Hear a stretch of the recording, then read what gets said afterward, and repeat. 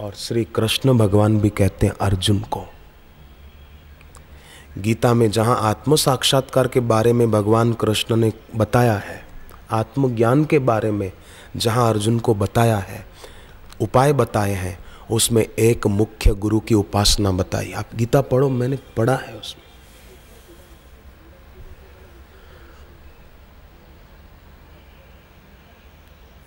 अभी दोपहर की संध्या का समय है।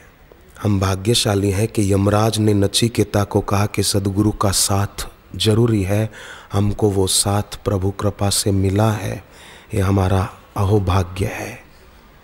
हमारे लिए दुर्गम पथ भी, दुर्गम पथस्तत् कवयो वदंती, दुर्गम भी सुगम हो जाएगा। नक्शा लेकर जाएं तो दुर्गम है, पर मार्गदर्शक का साथ है तो सुगम है। हरि ओम।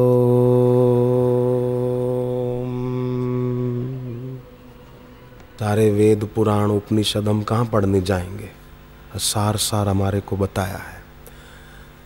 तो युवानों तक खास सत्संग पहुंचाने की सेवा करें।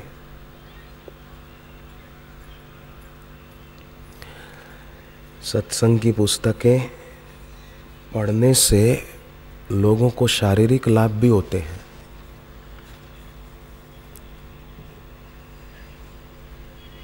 एक महिला को नेत्र रोग की बड़ी तकलीफ थी बहुत समय से, कई अलग अलग नेत्र बिंदु डाले, उसको फायदा नहीं हुआ।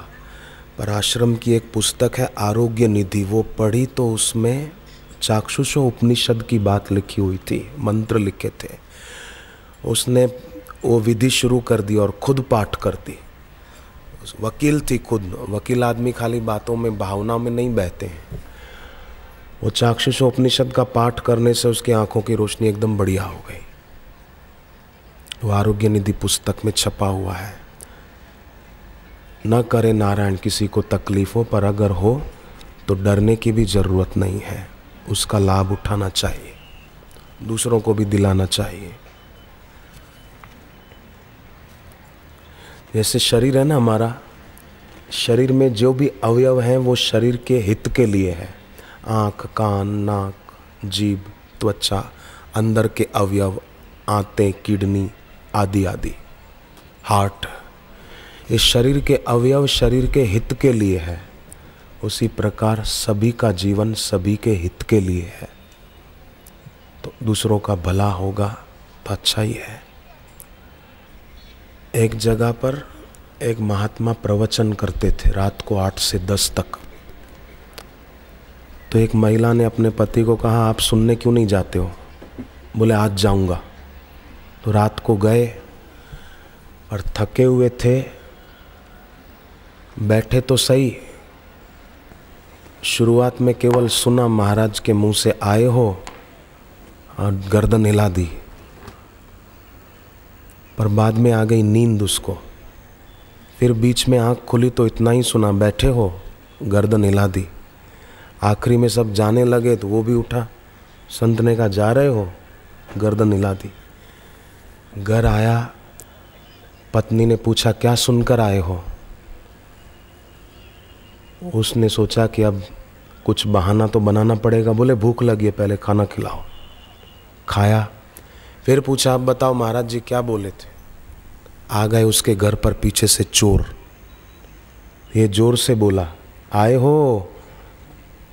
अब कह रहा था पत्नी को, पर चोरों ने समझा कि घर वाले ने हमको आते हुए देख लिया है। डर के मारे बैठ गए नीचे, छुपने के इरादे से। पत्नी पूछती है महाराज और क्या बोले थे? तो जोर से बोला बैठे हो। चोरों को लगा कि इसने बैठते हुए भी देख लिया, अब भागने में ही भला है। पत्नी ने पूछा और क्या बोले थे महाराज? वो जोर से बोला जा रहे हो।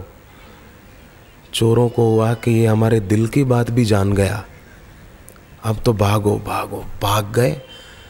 तब उस आदमी को जरा आवाज़ हुआ, पता चला कि अरे झोंका खाते खाते 3 शब्द सुने, आए हो, बैठे हो, जा रहे हो, तो मेरा घर लुटने से बच गया।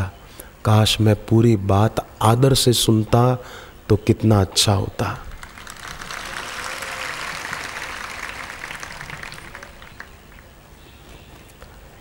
आदरपूर्वक सत्संग में संत के वचन सुनना, ये भी एक भक्ति है, भक्ति।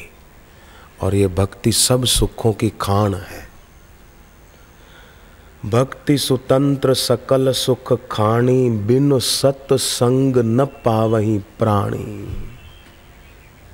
बिना सत्संग के मिलती नहीं। एक पत्रकार थे, दैनिक भास्कर के, बिलासपुर में रहते हैं। बिलासपुर है छत्तीसगढ़ में। विनय पांडे उनका नाम है। तो जब वो सत्संग में आए ना, बिलासपुर में जब था, तो उनकी इच्छा हुई कि मैं बापूजी से दीक्षा ले लूं। ले ली, पर दूसरे साथी उनकी मजाक उड़ाते थे कि अभी से माला घुमाता है, क्या जरूरत है। उसने कहा भाई जरूरत है, भगवान नाम जप करना ये सबसे बड़ी जरूरत है।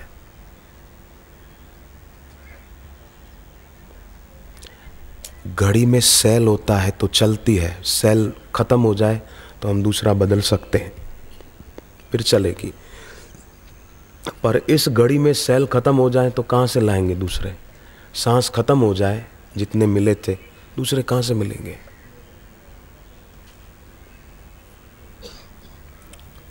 विनय पांडे दैनिक भास्कर में काम करने वाले सज्जन दीक्षा ले ली। धीरे धीरे अपने दोस्तों को सत्संग की पुस्तकें देते थे तो वो भी पढ़ के बड़े आनंदित होते थे।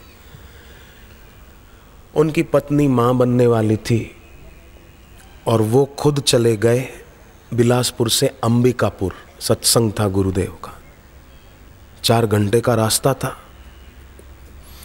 यहाँ उनकी पत्नी को हॉस्पिटल ले गए थे तो डॉक्टरों ने जांच करके कहा कि बच्चा अंदर ही मर गया है, दम तोड़ दिया है। अब ऑपरेशन करके इसको निकालेंगे, नहीं तो ये माँ भी मर जाएगी उसके जहर से। फ़ोन किया कि आप जल्दी आ जाओ, ऐसी ऐसी बात है। उन्होंने कहा डरो नहीं, घबराने की ज़रूरत नहीं है।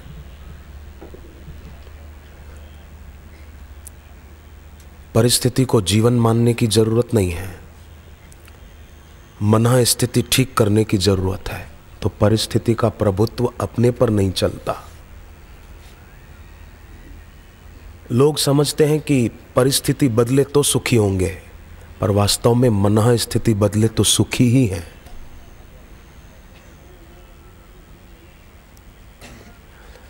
समुद्र मंथन हुआ तो विष निकला।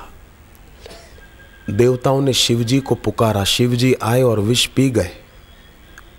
देवताओं ने कहा कि हम जिस विष की गंध से भी जल रहे थे और आपने उसको कंठ में धारण कर लिया, हम तो उसकी गंध से जल रहे थे, आपको कुछ नहीं हुआ। शिवजी ने कहा कि विष तो बड़ा खतरनाक था, पर मैंने विष में राम मिला दिया, हो गया विष राम। खाली विष पीते तो तकलीफ करता ना, विष में राम मिला दिया। क्योंकि जब विष निकला तो भगवान विष्णु की सलाह ली देवताओं ने कि अब क्या करें। तो विष्णु जी ने कहा शिव जी को बुलाओ।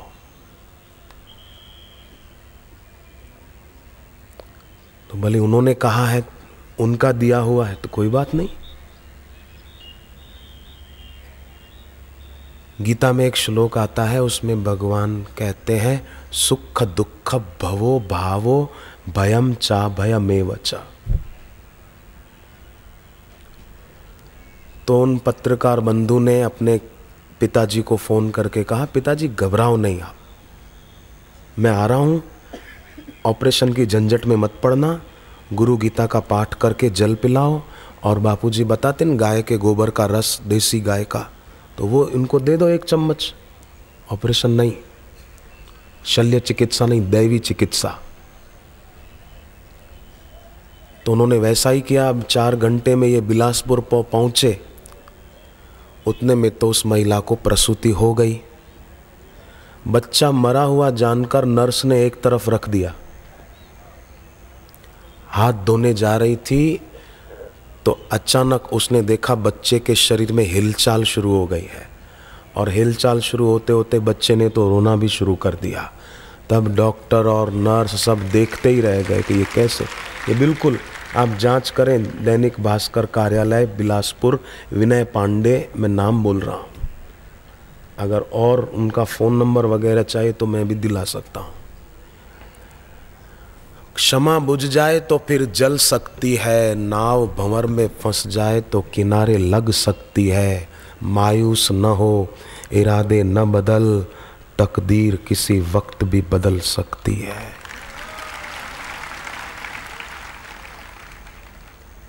मैंने पहले भी, मुझे बात बहुत अच्छी लगती है, ऊंची सीढ़ी पे पैर रख दो ना, नीची सीढ़ी अपने आप छूट जाएगी। दिया जलाने की जरूरत है, अंधेरा मिटने को तैयार बैठा है।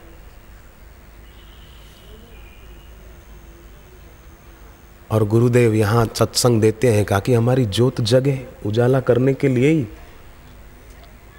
अंतर तिमिर मिटाओ गुरुवर, ज्योत से ज्योत जगाओ।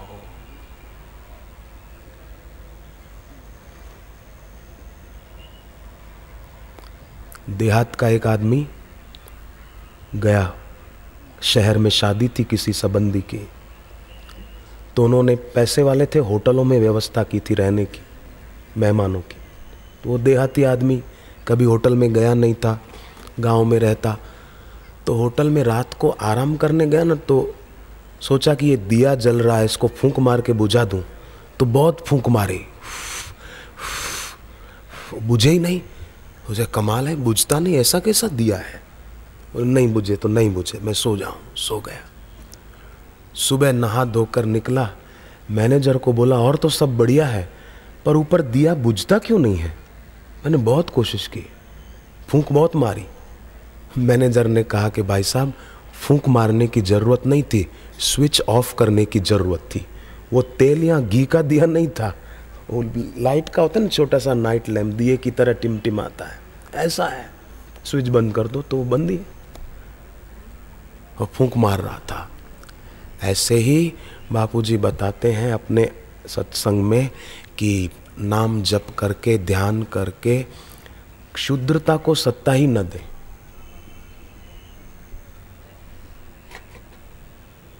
और न ही शूद्र से लड़े।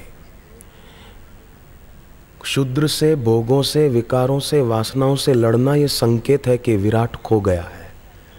हम जिसके हैं, जिससे प्रकट हुए हैं, उसकी स्मृति भूल चुके हैं, इसलिए विकारों से लड़ने में हार मिलती है। महाभारत का युद्ध हो रहा था,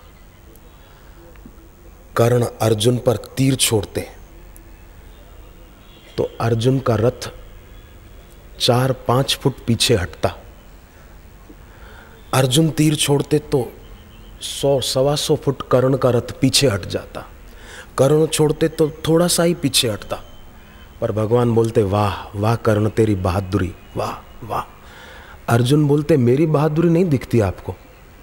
मैं तीर छोड़ता हूं तो उसका रथ 100-150 फुट दूर चला जाता है। मेरे तीर का वेग देखिए। भगवान ने कहा, ठीक है, थोड़ी देर के लिए मैं रथ से उतर जाता हूं। भगवान उतर गए। अर्जुन को कहा, अब चला तीर। अर्जुन ने तीर चलाया, इसके पहले कर्ण का तीर छूट गया। छूटा तो अर्जुन का रथ ही गुम, कहां गया दिखाई नहीं, दिखाई नहीं। भगवान ने आदेश किया हनुमान जी को कि अब उसको ले आओ। हनुमान जी को भी उतार दिया था, ध्वजा में वास था ना, आप भी आ जाओ।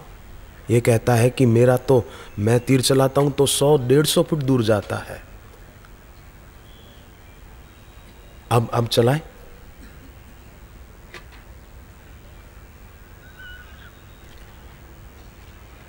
शीतला सप्तमी का दिन था, वो शीतला माता की पूजा करते ना, तो एक आदमी गधे पर देवी की मूर्ति रखकर जा रहा था, कहीं मंदिर में रखनी थी।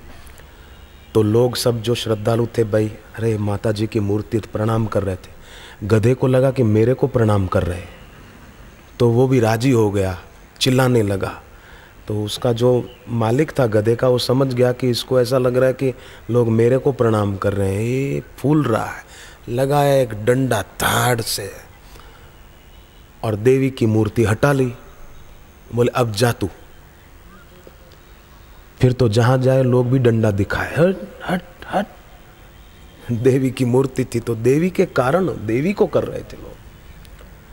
तो जब हनुमान जी अर्जुन का रथ ले आए तब भगवान ने कहा, अर्जुन अब समझ में आ गई बात कि कुछ कहूं मैं? अर्जुन ने कहा, मैं समझ गया समझ गया।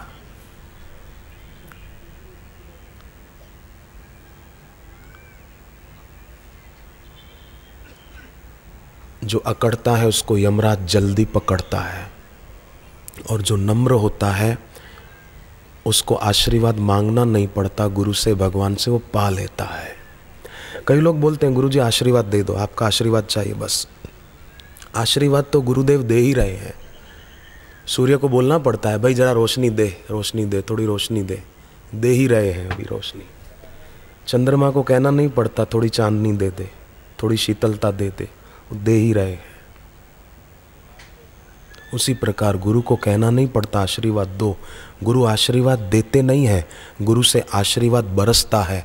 जैसे पहाड़ की चोटी से कोई झरना बहता हो नीचे की ओर, जैसे मेघों से पानी बरसता है नीचे की ओर, जैसे फूल से सुगंध बहती है आकाश की ओर, ऐसे गुरु से आशीर्वाद बहता है, बरसता है। देते नहीं है, बरसाते हैं। हमारे में लेने की पात्रता नहीं होगी तो शायद न ले पाए। जैसे बरसात हो और तालाब में तो पानी खूब भर गया, खड्डे में जरा सा ही आया, और खड्डा बोले कि ये इंद्र देवता पक्षपात करते हैं, मेरे को कम पानी दिया, इसको ज़्यादा दे दिया। अरे भैया, उसमें गहराई ज़्यादा है तो ज़्यादा पा लिया, तुम्हारे में गहराई कम है तो तुमने उतना पाया। तो गहराई चाहिए, श्रद्धा गहरी चाहिए।